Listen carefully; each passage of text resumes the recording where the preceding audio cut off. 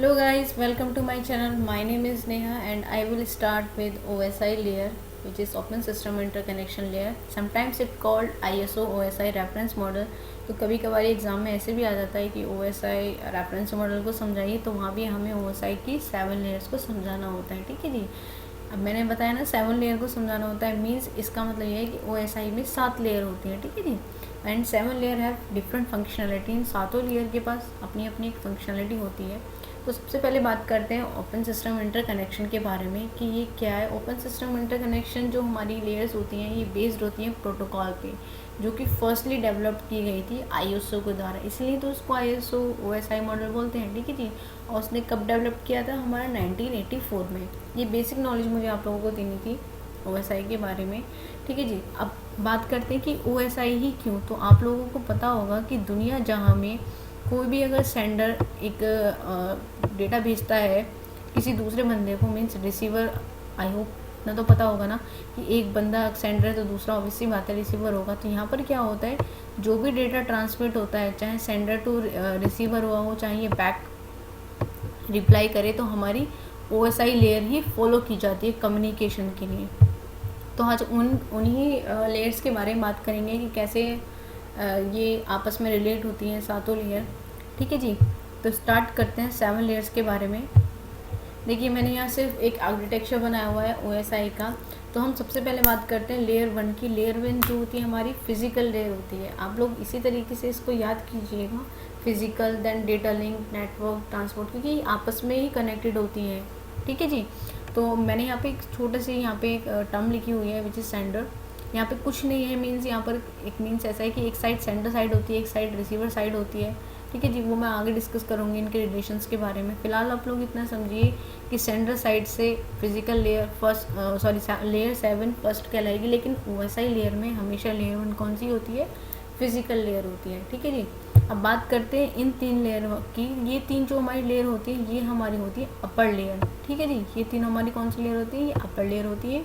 और ये जो तीनों होती है ये हमारी कहलाती है लोअर लेयर। अब बची हमारी ट्रांसपोर्ट लेयर। तो यहाँ पे नोट करने वाली बात है कि इस ट्रांसपोर्ट लेयर को हम क्या बोलते हैं? कोर लेयर भी बोलते हैं। ठीक है जी। नाउ बात करते हैं इनकी डेटा यूनिट्स के बारे में। पहले हम डेटा यूनिट के बारे में डिस्कस करेंगे, देन फिजिकल डिवाइसेस पर आएंगे और फिर बाद में देखेंगे इनके बीच का रिलेशंस कैसे क्रिएट होता है। ठीक है जी। तो बात करते हैं पहले फिजिकल लेयर यानी लेयर 1 की। तो यहाँ पे इसकी डेटा यूनिट होती है बिट। डेटा लिंक लेयर की होती है फ्रेम। मैंने अभी भी बताया ना आप लोगों की, आपको ऐसे ही सीरीज़ में इनको याद करना पड़ेगा। तो इसी तरीके से इनकी डेटा यूनिट्स को आप लोग ऐसे याद रखेंगे तो ज़्यादा बेटर रहेगा। अच्छा, कभी कभार है ना कन्फ्यूजन क्रिएट हो जाता है कि कौन सी डेटा यूनिट किस वाले लेयर में काम करती है, लेयर 2 में, लेयर 3 में। तो आप लोगों के लिए मैं एक बहुत ही सिंपल सा फंडा लाई हूँ याद करने का, जो कि है, देखिए आप ऐसे याद कर सकते हैं 10 पैकेट फ्री बिस्किट। ये सेंटेंस आपको अगर याद हो जाएगा 10 पैकेट फ्री बिस्किट, तो आप लोग रिलेट कर पाएंगे कि इन तीनों लेयर की तो डेटा यूनिट सेम है ना, मीन्स डेटा। ठीक है जी। ट्रांसपोर्ट लेयर हमारी क्या होती है? Core layer.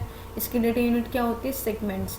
ये network layer packet, data link layer frame, physical layer bit. तो कभी कभार ना कंपटीशन एग्जाम में पूछ ले जाता है, तब माइंड में बहुत सारी कन्फ्यूजन क्रिएट हो जाती है कि कौन सी लेयर की कौन सी डेटा यूनिट है।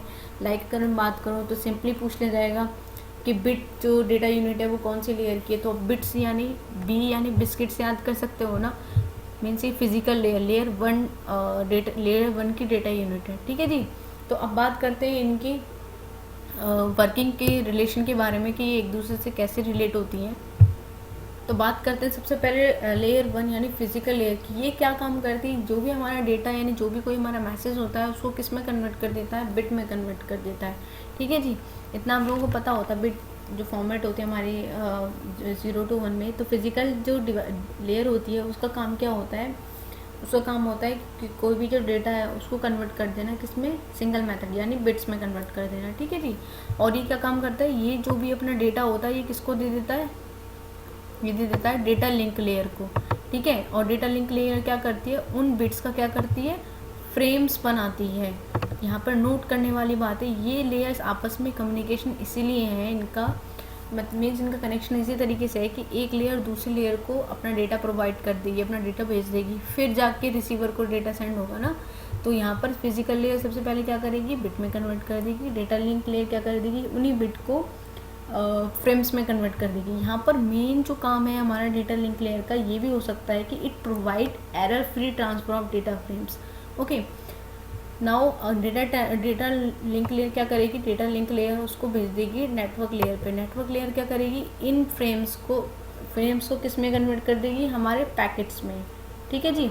नेटवर्क लेयर का एक काम और होता है, it manage the data routing and creating सब नेटवर्क्स। ठीक, नाउ बात करते हैं ट्रांसपोर्ट लेयर की। ट्रांसपोर्ट लेयर जो कि हमारी कोर लेयर होती है OSI लेयर की, ये क्या करती है, it manage the message fragmentation and disassembly segment और मैसेज। ठीक है जी। सेशन लेयर क्या करती है, सेशन लेयर का अगर डेटा होता है तो सेशन लेयर का बेसिकली काम क्या होता है, इसका कम्युनिकेशन कराना डिवाइसेस के बीच में हमारा सेशन लेयर का काम होता है।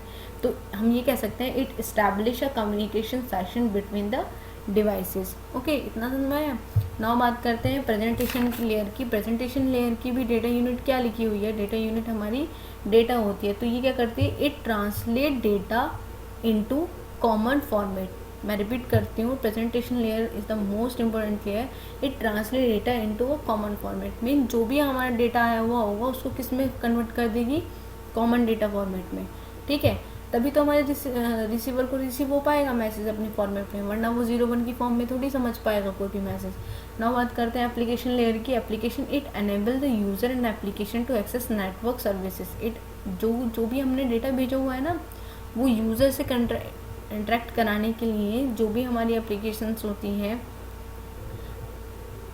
एप्लीकेशन लेयर होती हैं, वो नेटवर्क सर्विस प्रोवाइड करती हैं। ठीक है जी, ताकि हमारा जो यूज़र होगा यानी जो रिसीवर होगा उसको हमारा भेजा हुआ जो भी मैसेज है वो मैसेज फॉर्मेट में ही मिल जाए। ठीक है जी, इसकी डेटा यूनिट भी हमारी डेटा ही होती है। अब बात करते हैं इनकी फ़िज़िकल डिवाइसेस के बारे में। सभी की अपनी अपनी फ़िज़िकल डिवाइसेस होती हैं। तो मैंने यहाँ पे एक सिंपल सा आर्किटेक्चर बनाया हुआ है ताकि मैं याद कर सकूँ, इसीलिए मैंने आप लोगों को ये शेयर करना चाहा कि आप लोग भी इसी तरीके से याद कीजिए। लाइक फ़िज़िकल लेयर हमारी कौन से फिजिकल डिवाइसेस पे काम करते हैं, रिपीटर एंड हब। तो कभी कभार क्वेश्चन क्रिएट हो जाता है कि लाइक पूछ लिया जाता है कि हब हमारी कौन सी लेयर पे काम करती है, तो हब हमारी लेयर 1 पे काम करती है। ठीक है जी, तो आप लोग ऐसे याद कर सकते हैं उनको, data link layer, physical bridge and switch, network layer, router and gateway. इन चारों लेयर पे जो हमारी डिवाइस यूज़ होती है वो गेटवे होती है। आप लोग बेसिकली इतना समझिए कि इन चारों लेयर का जो काम होता है ना, डेटा ट्रांसमिट करने के लिए होता है। लेकिन अगर मैं बात करूँ डिफरेंट नेटवर्क को कनेक्ट करने के लिए या सेम नेटवर्क को कनेक्ट करने के लिए या बहुत सारे डिवाइसेस को कनेक्ट करने के लिए, तो वो डिफरेंट डिवाइसेस यूज़ की जाती हैं, वो हम आगे डिस्कस करेंगे। फिलहाल आप लोग ओवरव्यू इतना ले लीजिए कि इन सातों लेयर पे कौन कौन सी डिवाइसेस हमारी यूज़ की जाती हैं। आई होप इतना आप लोगों को समझ में आया होगा जो भी मैंने आपको समझाया आज। तो आप लोग प्लीज़ ट्रैक्चर फॉलो कीजिए ये वाला, और इस वीडियो को लाइक कीजिए, सब्सक्राइब कीजिए, ताकि आप लोगों की नॉलेज और गेन हो सके, ताकि मैं और ट्रिक आप लोगों के साथ शेयर कर सकूं। ठीक है जी, आज के लिए केवल इतना ही। Thank you so much guys.